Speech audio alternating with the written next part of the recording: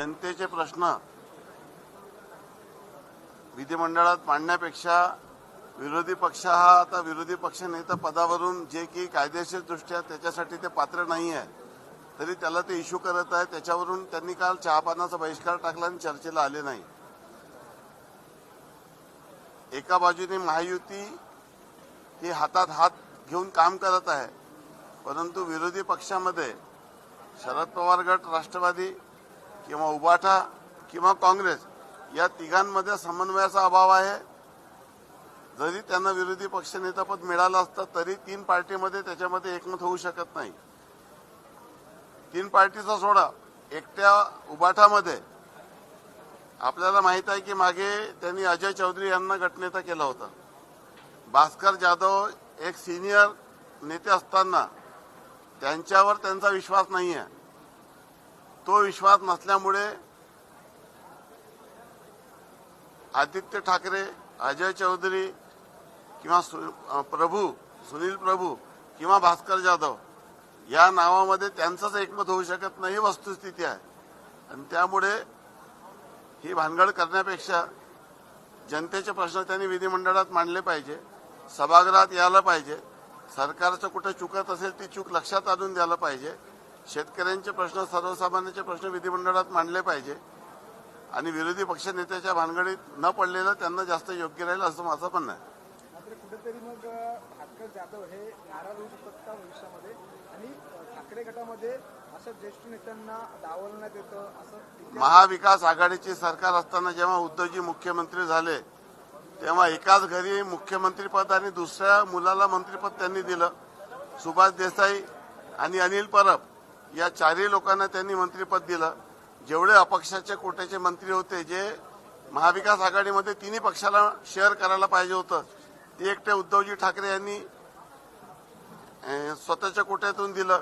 त्यामुळे अनेक लोकांवर त्या माध्यमातून अन्याय झाला आणि ही जी रिॲक्शन झाली 20 तारखेला त्याच्यामागे त्यांनी घेतलेले हे चुकीचे निर्णय हे देखील कारणीभूत राहिले, हे प्रत्येकाला मान्य करावं लागेल।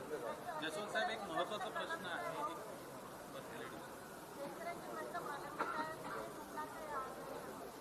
शेतकऱ्यांच्या बाजूने शासन खंबीरपणे उभा आहे। जे जे वचन आम्ही शेतकऱ्यांना दिले होते ते आम्ही टप्प्याटप्प्याने पूर्ण करत आहोत। विशेष करून आपल्या सर्वांना माहितीसाठी सांगतो की 7.5 हजारपर्यंत जे कृषी पंपाचं बिल आपण माफ केलं त्याचा सरकारवर जो बोजा आहे तो सुमारे 27,000 कोटीचा यावर्षी गेलेला आहे। तरी देखील शेतकऱ्यांपासून कुठल्याही इलेक्ट्रिक बिलची वसुली काँग्रेसच्या सरकारप्रमाणे आपण करत नाही आहोत।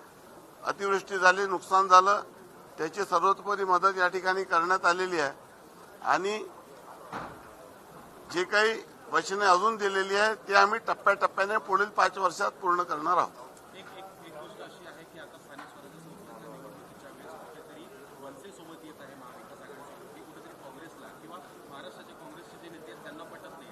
आज जेव्हा आदित्य ठाकरे हे विरोधी पक्ष नेतेपदी जाण्याची बातमी समोर आली तेव्हा विजय वडेट्टीवार बोलतात की आम्हाला काही आक्षेप नाहीये, त्यांनी बनलं तर आम्हाला चालेल। कुठेतरी महाविकास आघाडीचे काँग्रेसचे जे महाराष्ट्राचे नेते आहेत त्यांना कुठेतरी सोडायचंच आहे असं चित्र दिसून येत आहे महाविकास आघाडीला। महाविकास आघाडीमध्ये कुठलीही नीतिमत्ता राहिलेली नाहीये। एका बाजूने पूर्वी त्या शिवसेनेचा पूर्ण आयुष्यभर विरोध करत राहिले की शिवसेना ही हिंदुत्ववादी पक्ष आहे, काँग्रेस सेक्युलर पक्ष आहे, आम्ही कुठल्याही परिस्थितीत त्यांच्यासोबत जाऊ शकत नाही। मग भारतीय जनता पार्टीचा विरोध करण्यासाठी काँग्रेस आणि शिवसेनेची आघाडी झाली जी की कोणीही एक्सेप्ट करू शकत नव्हतं, कोणालाही ते मान्य नव्हतं आणि कोणीही विश्वास करू शकत नव्हतं, तशा पद्धतीची युती झाली। आता मनसेने ज्या पद्धतीने हल्ले केले होते त्यामुळे मनसेशी दुरावा ते ठेवत होते। सत्तेसाठी कुठल्याही पद्धतीची युती आणि आघाडी करण्यासाठी काँग्रेस आणि उबाटा हे करू शकतात आणि त्यांनी काही केलं तर याच्यात आश्चर्य मानायला नको। भास्कर जाधव जर का शिवसेनेत आले नाराज होऊन तर स्वागत असेल शिवसेनेकडून?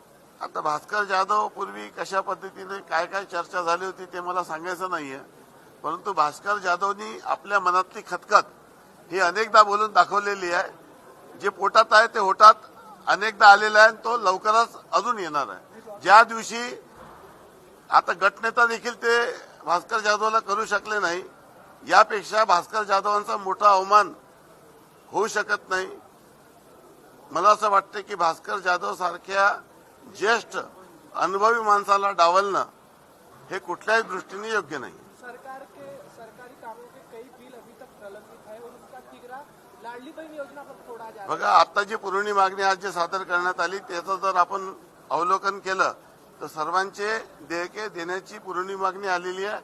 ते मंजूर होताच सर्व थकबाकी देण्यात येईल.